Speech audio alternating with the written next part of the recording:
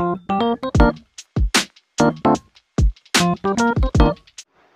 राज ठाकरेंनी चर्चा केली आहे देवेंद्र फडणवीस यांच्यासोबत, आपले शिक्षण मंत्र्यांसोबत, बऱ्याच जणांबरोबर चर्चा केली, मंत्र्यांसोबत चर्चा केली, त्यानंतर त्यांनी हा घेतलेला निर्णय आहे.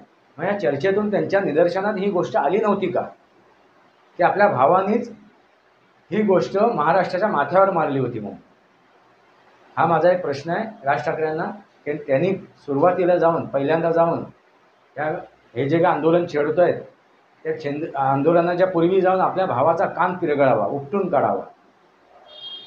त्यामुळे हे दोन पक्ष फुटलेले नाही आहेत हे लक्षात घ्यावं, कारण त्या दोन्ही पक्षांची चिन्ह, नाव साबूत आहे. मित्रांनो, महत्त्वाची गोष्ट तुमच्या लक्षात आलंच असेल की राजकारण काय आहे आणि समाजकारण काय आहे, बाळासाहेबांची विचारधारा काय आहे. तुम्हाला काय वाटते? आपले विचार कमेंट बॉक्समध्ये मांडा. वास्तवावर बोलू काहीतरी माझ्या शृंखलेला सबस्क्राईब करा, बेल आयकॉन दाबा. माझे विचार पडत असेल लाईक करा, आपले विचार कमेंट बॉक्समध्ये मांडा.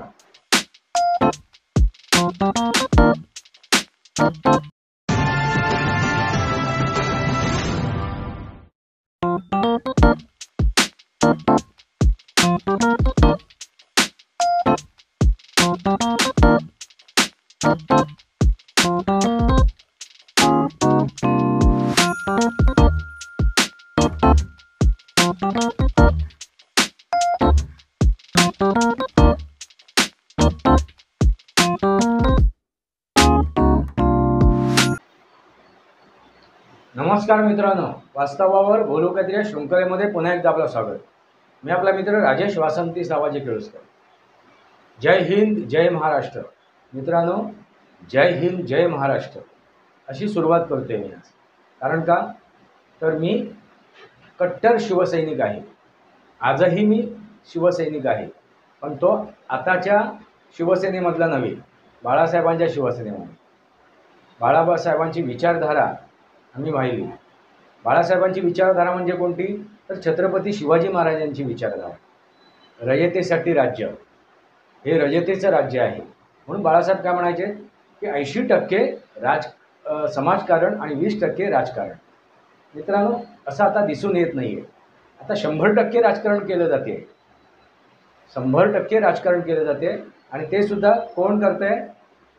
तर त्यांचे आप्त करत आहेत 100% राजकारण. त्यांना समाजकारण करायचंच नाही आहे, ह्या महाराष्ट्राचं भलं करायचंच नाही आहे, मराठीचं भलं करायचंच नाही आहे, असं दिसून येते. मी सुरुवातीला प्रथम महाराष्ट्र सरकारची माफी मागतो. कारण ह्यापूर्वी एक मी व्हिडिओ बनवला होता की महाराष्ट्र सरकार डोक्यावर पडलं आहे का. देवेंद्र फडणवीस यांनासुद्धा मी जाब विचारला होता.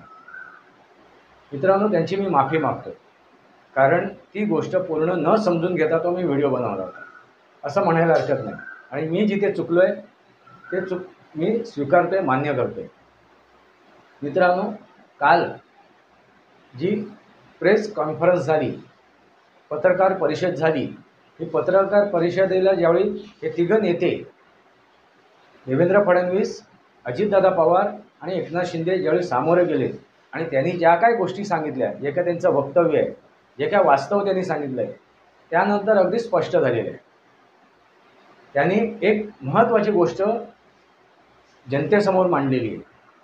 आणि ह्यापूर्वी जो मी व्हिडिओ बनवला आहे, कदाचित माझ्या मते हा देवेंद्र फडणवीस यांनी लावलेला ट्रॅप असावा. म्हणजे राज ठाकरेंचा वापर करून त्यांनी हा सापळा रचला असेल. आणि हे असू शकते, कारण ज्या सापळ्याचा जो सापळा लावला आहे त्या सापळ्याचा ते त्यांनी काय केलं आहे, समोर मांडलेलं आहे. तो सापळा कशा प्रकारे लावला आहे हे आता समजून येते. कदाचित तो सापळा असेल तर, अन्यथा त्यांना उद्धव ठाकरेंना उघडं पाडायचं होतं असं समजू शकतो आपण. कारण उद्धव ठाकरेंचं वास्तव समोर येणं गरजेचं आहे. जे आजपर्यंत त्यांनी राजकारण केलं आहे त्या राजकारणातून त्यांचं फक्त राजकारण दिसून आलं आहे. मित्रांनो, त्यांनी अगदी स्पष्ट केलं की आम्ही कुठेही असा उल्लेख केलेला नाही आहे की हिंदी भाषा किंवा इंग्रजी भाषा अनिवार्य करावी म्हणून. आम्ही कुठेही त्या GRमध्ये उल्लेख केलेला नाही आहे. आम्ही त्या GRमध्ये एकच गोष्ट क्लिअर केली होती की पहिलीपासून त्या तिन्ही भाषा शिकवायला सुरुवात कराव्या. पण त्या कशा प्रकारची, कशा प्रकारे याचा अभ्यास न करता, याचा विचार न करता राज ठाकरेंनी आंदोलनाचा पवित्रा घेतला. त्याच्यामागे काय भूमिका आहे त्याच्यावरती चर्चा होऊ शकते, त्याच्यामध्ये बदल घडू शकतात असे त्यांनी स्पष्ट केलं. आम्ही म्हणालोय म्हणून ते महाराष्ट्राच्या माथी मारायला गेलेलो नाही आहे, कारण ही लोकशाही आहे, लोकांनी लोकांसाठी केलेलं राज्य. आणि या लोकशाहीमध्ये लोकांना महत्त्व दिलं जाते, जनतेला महत्त्व दिलं जाते. जनतेची जी मागणी असेल त्या मागणीला स्वीकारलं जाते. आता जनतेची मागणी काय आहे ती समजून घेणं गरजेचं आहे. म्हणून त्यांनी जो GR प्रस्थापित केला होता, पुढे केला होता, तो GR सुद्धा त्यांनी रद्द केला. पण तत्पूर्वी एक गोष्ट त्यांनी लक्षात आणून दिली की हा जो विषय आहे, ह्या विषयाला तोंड कुठून फुटलं, कुठून त्याची सुरुवात झाली, तर उद्धव ठाकरेंच्या काळामध्ये त्यांनी ही समिती नेमली होती. आणि त्या समितीने दिलेला हा अहवाल होता कुठला, अनिवार्यता, कंपल्शन, हिंदी आणि इंग्रजी. मित्रांनो लक्षात आला का, हा कोणी नेमलेल्या समितीचा आहे, तर उद्धव ठाकरे यांनी. आणि हा अहवाल कोणी स्वीकारला, तर खुद्द उद्धव ठाकरे यांनी. म्हणजे त्यावेळी त्यांनी अहवाल स्वीकारला, त्याला मान्यता दिली त्या सरकारने. म्हणजे एकटे उद्धव ठाकरे पण नव्हते त्यावेळेला, त्यावेळी या महाविकास आघाडी होती. मित्रांनो ही सुद्धा लक्षात घेणं गरजेची गोष्ट आहे, ही बाबसुद्धा लक्षात घेणं गरजेची आहे. त्या महाविकास आघाडीमध्ये काँग्रेससुद्धा होतं, त्या महाविकास आघाडीमध्ये शरद पवारसुद्धा होता. कारण आता अजितदादा पवार आणि शरद पवार यांची विचारधारणा वेगळी आहे, म्हणून ते वेगळे झाले. त्यामुळे आपण अजितदादा पवार यांना गृहीत धरूया नको त्या महाविकास आघाडीमध्ये. आणि त्याबरोबर त्यांनी एक गोष्ट महत्त्वाची केली आहे, लक्षात आणून दिली आहे, ती म्हणजे काय की आम्ही ह्या दोन भाषेला अनिवार्य केलेलं नाही आहे, या दोन भाषेला कंपल्शन केलं नाही, कंपल्सरी केलेलं नाही आहे. ती तुम्हाला जी आवडेल, तुम्हाला जी भावेल तीच तुम्ही स्वीकारायची आहे. तुम्हाला ज्या भाषेमध्ये शिक्षण पूर्ण करायचं आहे ती भाषा तुम्ही निवडायची आहे. म्हणजे मराठी भाषा सोडून, मराठी भाषा फक्त कंपल्सरी आहे, अनिवार्य आहे. या दोन भाषा आहेत, देशी कुठलीही भाषा असो, दोन भाषा ज्या आपल्याला निवडायचे, मग एक देशी आहे आणि एक विदेशी आहे. मित्रांनो आणि त्यापूर्वी म्हणजे ह्या दोन भाषा कोणत्या आहेत ते निवडायचे आहेत. मग तुम्ही ती गुजराती असेल, हिंदी असेल, तेलुगू असेल, तामिळ असेल, कुठली असेल, या भारतातील अन्य राज्याची जी राज्यभाषा आहे, मातृभाषा आहे, ती तुम्ही स्वीकारू शकता. त्या व्यतिरिक्त तुम्ही विदेशी भाषा म्हणजे इंग्रजी, जापनीज, रशियन, फ्रेंच, चायनीज वगैरे वगैरे, म्हणजे ती निवड आहे तुमची. आणि मराठी हा अनिवार्यता आहे पूर्ण महाराष्ट्रामध्ये. आता हे स्पष्ट झालेलं आहे.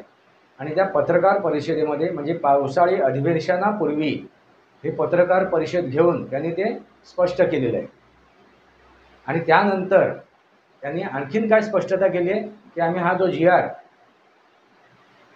महाराष्ट्रासमोर ठेवला होता तो आम्ही रद्द करतोय आणि परत एकदा समिती नेमून त्या समितीचा अहवाल आम्ही परत पटलावर ठेवू, त्याच्यावर चर्चा करू आणि मग त्याला अंतिम स्वरूप देऊ.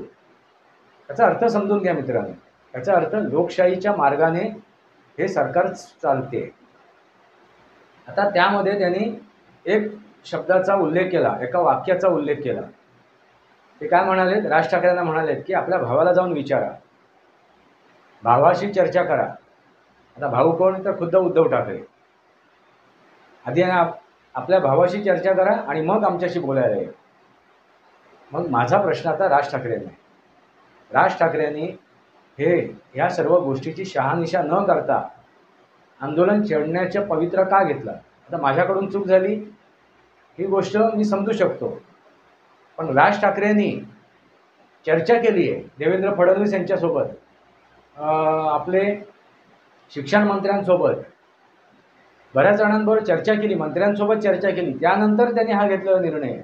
मग या चर्चेतून त्यांच्या निदर्शनात ही गोष्ट आली नव्हती का की आपल्या भावानीच ही गोष्ट महाराष्ट्राच्या माथ्यावर मारली होती. मग हा माझा एक प्रश्न आहे राज ठाकरेंना की त्यांनी सुरुवातीला जाऊन पहिल्यांदा जाऊन त्या हे जे काय आंदोलन छेडत आहेत त्या आंदोलनाच्या पूर्वी जाऊन आपल्या भावाचा कान पिरगळावा, उपटून काढावा.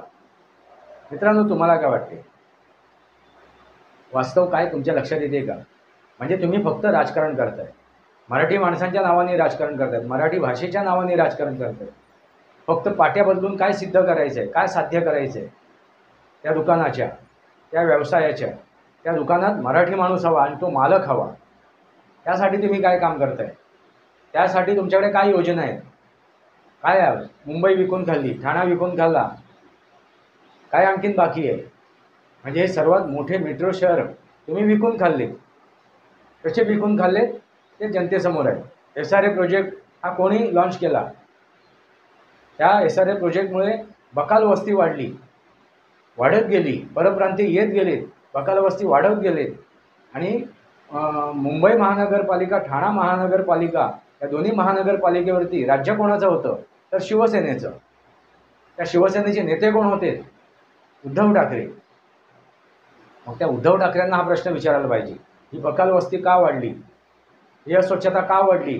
ते परप्रांतीय का येत आहेत? मुंबईमधील मराठी टक्का का घसरला? मुंबईमधील मराठी शाळा का बंद झाल्या? म्युन्सिपल कॉर्पोरेशनच्या ज्या शाळा आहेत, म्युन्सिपाल्टीच्या शाळा, त्या बंद का झाल्या? त्या कोणाच्या घशात तुम्ही ओतल्या? हे प्रश्न उद्धव ठाकरेंना विचारायला हवे. मराठी माणसाचा ऱ्हास का होतोय? मराठी भाषेचा ऱ्हास का होतोय? हे महानगरपालिका चालवणाऱ्या उद्धव ठाकरेंना विचारायला हवं. मित्रांनो, तुम्हाला काय वाटते? हे मी पोट तिडकीने म्हणतोय. याला एकमेव कारण आहे तर फक्त राजकारण. आणि ह्या राजकारणाचा हेतू धरूनच ह्या राज ठाकरेंनी म्हणा किंवा उद्धव ठाकरेंनी म्हणा हे आंदोलन छेडायची भाषा वापरली.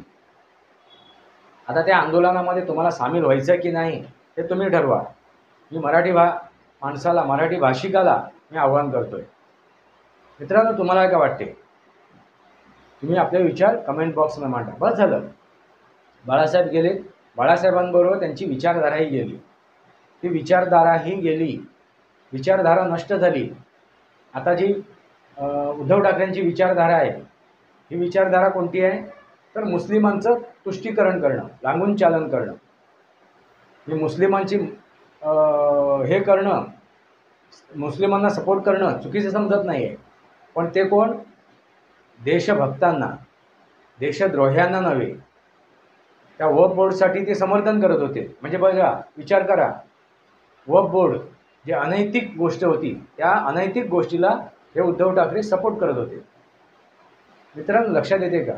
बाळासाहेब गेले, त्यांची विचारधारा संपली, त्यांचे संस्कार, त्यांची संस्कृती संपून गेली या मुलाबाळांमध्ये, त्यांच्या आप्तांमध्ये. आता त्या आप्तांमध्ये कोण कोण येते हे तुम्ही कमेंट बॉक्समध्ये लिहा. बाळासाहेबांच्या विचारधारेवरती आजही शिवसैनिक चालतोय. आज एकनाथ शिंदेंनी जो पवित्रा घेतला आणि मूळ शिवसेनेमधून जे बेदखल केलं, हकालपट्टी केली उद्धव ठाकरेंची, ती योग्य झाली. शिवसेनेचे दोन तुकडे झालेले नाही आहेत. मूळ शिवसेना आज एकसंध आहे, हे लक्षात घ्यावा. आणि मूळ राष्ट्रवादीसुद्धा एकसंध आहे. त्यामुळे दोन व्यक्तींची त्या पक्षातून हकालपट्टी झाली आहे. शिवसेनेतून उद्धव ठाकरेंची आणि त्यांच्या चमच्यांची हकालपट्टी झाली आहे आणि राष्ट्रवादीतून त्या शरद पवारांची, त्यांच्या कन्येची आणि त्यांच्या चमच्यांची हकालपट्टी झाली आहे. त्यामुळे हे दोन पक्ष फुटलेले नाही आहेत, हे लक्षात घ्यावं. कारण त्या दोन्ही पक्षांची चिन्ह, नाव साबूत आहे. मित्रांनो, महत्त्वाची गोष्ट तुमच्या लक्षात आलंच असेल, हे राजकारण काय आहे आणि समाजकारण काय आहे. बाळासाहेबांची विचारधारा काय आहे? तुम्हाला काय वाटते? आपले विचार कमेंट बॉक्समध्ये मांडा. वास्तवावर बोलू काहीतरी या माझ्या शृंखलेला सबस्क्राईब करा, बेल आयकॉन दाबा. माझे विचार पटत असेल लाईक करा, आपले विचार कमेंट बॉक्समध्ये मांडा. तुर्तास इतकंच. भारत माता की जय, वंदे मातरम. जय भारत, जय महाराष्ट्र, जय सनातन.